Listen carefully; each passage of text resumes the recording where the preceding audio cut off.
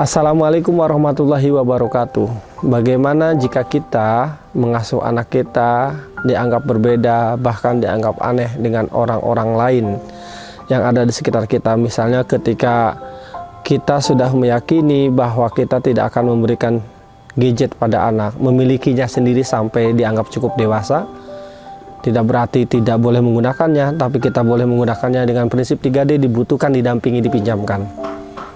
Sementara orang-orang di sekitar kita, semua anaknya sudah diizinkan punya handphone sendiri, punya smartphone sendiri, padahal masih balita, masih SD. Ya, apa yang harus kita lakukan ketika kita dianggap aneh? Sebagian orang tua mengadu sama saya bahwa dia seperti dianggap aneh oleh saudara-saudaranya, oleh adik kakaknya, ketika sepupu-sepupunya pada saat lebaran asik pada main game, asik main HP, sementara anak kita yang nggak punya HP.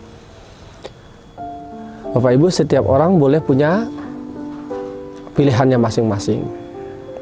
Setiap orang punya cara mendidik anaknya masing-masing. Tetapi apapun cara yang kita pilih, kita harus memastikan bahwa pilihan kita ini harus berdasarkan argumen-argumen yang jelas dan rasional. Bukan sekedar ini cara saya, tapi cara itu harus bisa dipertanggungjawabkan. Mungkin tidak ada yang paling baik di antara kita, tapi nanti waktu akan membuktikan. Yang penting ada argumen yang rasional, ada landasan yang jelas. Kenapa kita mengambil pilihan A, kenapa kita mengambil pilihan B. Kembali kepada bagaimana kalau pola asuh kita yang kita yakini sudah sesuai dengan alasan yang jelas, yang rasional, bahkan berdasarkan referensi-referensi, tapi kemudian kita malah dianggap aneh, tidak membiasakan. Atau contoh kasus lain, kita tidak membiasakan anak-anak kita jajan sembarangan, sementara orang-orang sekitar kita setiap hari anaknya jajan, ya, mungkin juga akan dianggap aneh. Atau contoh lain, ketika kita tegas sama anak, bukan galak pada dasarnya, bukan kasar, tapi tegas, ya, membiarkan anak ngerengek ketika minta sesuatu pada orang tua, padahal kita sudah kasih di waktu yang lain, tapi karena di dalam kejadian itu, pada waktu kejadian itu kita tidak memberikan, karena kita sudah komitmen dengan janji kita untuk tidak memberikan, kita dianggap kejam, mungkin kita juga dianggap aneh. Atau mungkin kita juga dianggap aneh ketika kita melibatkan anak-anak kita dalam pekerjaan rumah atau chores, dalam rangka melatih mereka untuk punya peran dan bertanggung jawab. Nyuci piring, beresin kamarnya sendiri padahal punya supir, punya pembantu misalnya. Mungkin kita juga dianggap aneh, kita disangka ingin menjadikan mereka babum, seperti perkataan-perkataan seperti ini. Oh, saya nggak mau jadikan anak saya pembantu, saya nggak mau jadikan anak saya chef. Ketika kita melatih anak kita untuk menyiapkan makanan sendiri, seolah-olah atau punya peran di keluarga, seolah-olah kita lagi menyiapkan mereka seperti pekerjaannya itu. Padahal tidak. Kita melatih anak kita nyetir mobil, remaja kita, bukan berarti mereka harus jadi supir taksi kan? Tidak kan? Kita melatih anak kita untuk membereskan rumahnya sendiri, bukan berarti mereka jadi petugas housekeeping di hotel. Tapi kita ingin melatih anak-anak kita untuk punya peran dan punya tanggung jawab. Ketika mereka punya peran dan punya tanggung jawab, mereka akan menjadi pribadi-pribadi yang bermanfaat di sekitarnya setelah dewasa. Bayangkan ketika satu anak misalnya punya peran untuk beresin buku, lalu kemudian saudara-saudaranya menyimpan buku sembarangan, maka dia akan marah, dia akan kecewa, dia akan ngomelin bukan orang tuanya, saudara-saudaranya. Aku sudah capek beres-beresin. Kenapa dia ngomel? Karena dia sudah merasakan capeknya beres-beres. Bayangkan kalau dia tidak pernah merasakan capeknya beresin buku, maka lihat buku acak-acakan, cuek saja. Itulah salah satu tujuan kenapa anak-anak kita dilibatkan dalam peran-peran keluarga. Jadi bagaimana kalau kemudian kita dianggap aneh oleh orang-orang sekitar kita dengan pola asuh kita, padahal kita tidak melakukan kekerasan pada anak, padahal kita misalnya tidak memaki-maki anak kita, kita sebetulnya dianggap aneh bisa jadi karena kita salah gaul. Bayangkan bapak ibu berhijab, salah. Bayangkan ibu-ibu berhijab, bapak-bapak nggak berhijab. Bayangkan misalnya seorang ibu berhijab. Ibu ini berhijab karena berdasarkan keyakinan yang dia miliki soal menutup aurat. Lalu gaul dengan sesama ibu-ibu yang berhijab.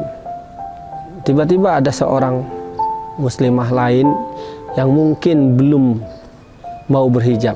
Tidak masalah urusan dia dengan Tuhan.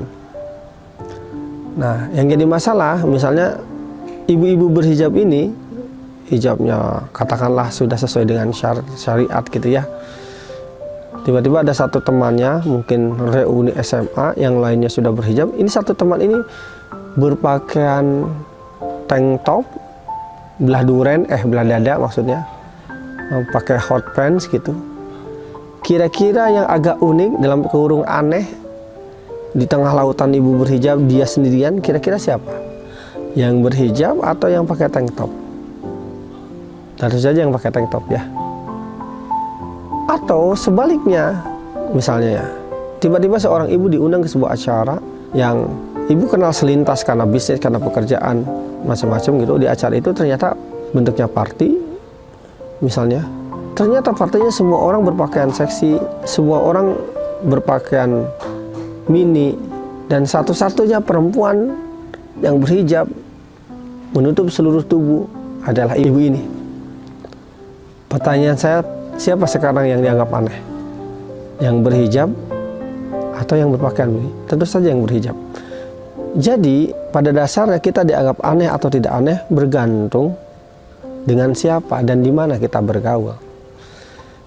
Jadi kalau kita sudah memiliki pola asuh yang menurut keyakinan kita positif dan masih dianggap aneh oleh orang-orang sekitar kita, bisa jadi karena kita circle-nya belum nyambung dengan kita. Bisa jadi karena kita salah memilih zonasi. Bisa jadi karena kita berada di tempat yang tidak tepat. Tapi ketika Bapak Ibu berada di tempat yang tepat, Bapak Ibu malah bukan dianggap aneh. Ya, itulah yang seharusnya. Dan mungkin orang-orang lain yang tidak melaksanakan yang dianggap aneh. Jadi agar kita termotivasi, tidak merasa sendirian, ya, istiqomah, melaksanakan pola asuh yang kita keyakini, Bapak Ibu harus punya circle yang tepat, harus punya jamaah, harus punya komunitas, sehingga kita antar komunitas itu saling support. Jadi punya support system gitu, bahwa apa yang kita lakukan memang ada landasannya.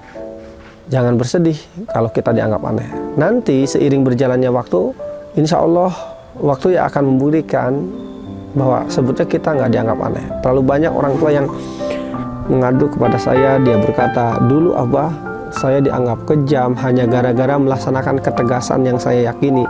Padahal saya tidak mukul, saya hanya tegas, ya, membiarkan anak saya menangis ketika minta-minta sesuatu yang nggak penting.